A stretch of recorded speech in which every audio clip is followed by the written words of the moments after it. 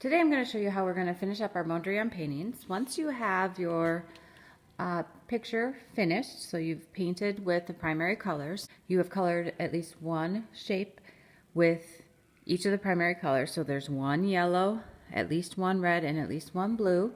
And you have left 3 spaces white. I have more than 3 in here, and that is perfectly fine. To make these lines stand out a little bit more, we are going to add some black construction paper lines by cutting and gluing.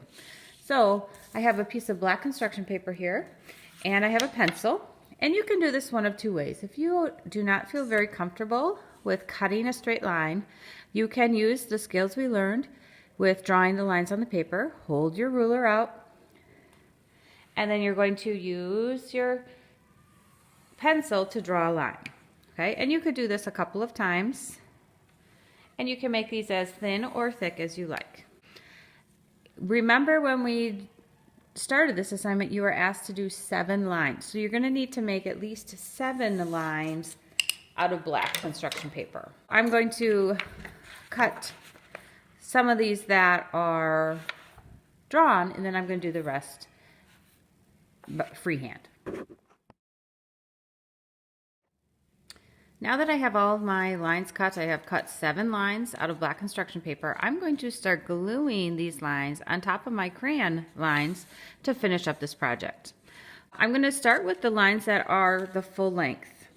So this one goes from one edge to the other, and I'm going to make sure that if I use any drawing, so would you see how this one has a pencil line? If you look carefully at that, you can see there's a pencil line on there. I want to put my glue on the same side as the pencil line. When we glue, remember, you want to say to yourself, dot, dot, not a lot. So I'm going to put a little dot, about an inch or so apart. The smaller, the better, because they could make some oozy-goozies. And I'm going to flip it over and glue it down. You might have to hold it and count to 10. 1, 2, 3, 4, 5, 6, 7, 8, 9, 10. And then it will stay. And that just makes it even a little bit more bolder and clean. I'm going to continue to do all of the lines that I have that are full length, and then we'll come back and talk about the ones that are shorter.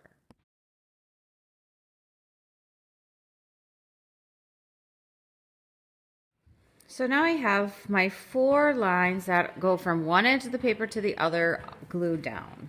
Now it is time for me to finish with these lines that don't go all the way across. So this line starts and stops in the middle. So what you can do is lay it out first, and then you can trim your paper so that it will fit, and then you can glue it down. Again, thinking dot, dot, not a lot.